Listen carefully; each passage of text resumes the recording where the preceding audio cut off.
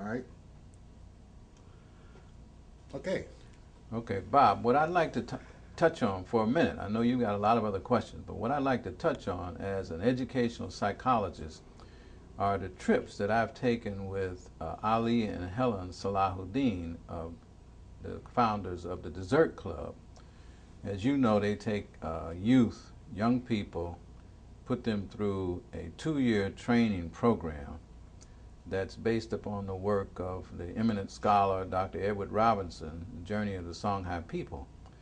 And their focus is helping these young people to come to understand their rich African inheritance and history, culture, and ancestry. And then they take them on a trip to Kemet, which we refer to as Egypt in the general population, to see the grandeur and the splendor of their ancestors so that they can get a sense of what used to be, and they can begin to articulate in their own minds what horrific events must have occurred for them to be living the lives that they're living now. From the standpoint of an educational psychologist, this is a critical aspect of their development because as a people, we are suffering from an untreated psychological illness that has been passed on as any legacy. If it was real estate, if it was any inheritance, we have all inherited the ill effects of this disruption of our culture, the kidnapping of our people, and it's been passed on from one generation to the next, all the way down to our children in present day America and throughout the diaspora, wherever our people are. So the psychological benefit of what they're doing is not like a trip to Disney World where you get a reward for doing good things, but it's actually a psychological intervention that is designed to arrest a continued perpetuation of a psychological illness that if it's not addressed, these children will of course pass it on to their children.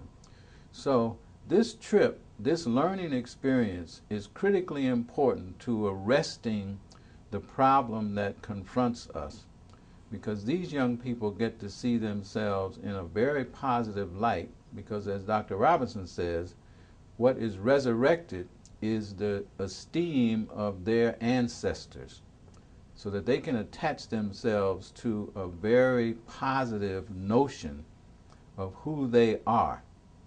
So even though this may have gone on for 6 or 7 generations, if, if at any point it can be stopped in any individual, that means it will be no longer present in their offspring, and it won't be passed on to their children, it won't be passed on to their grandchildren. And so what Helen and Ali are doing through the dZert Club is more than an educational experience that's based on research, teaching, and history, but it is a psychological intervention and a mental health therapy that our people desperately need in order for us to step on center stage in the 21st century. So there's not many programs that are doing that. There's lots of programs that are engaging young people and adults in activities that are designed to give them a sense of positive feeling about themselves. But there's nothing that I have seen, or certainly haven't experienced, that is really based on sound history and theory and learning and teaching methodologies that provides the mental health intervention that we have never had.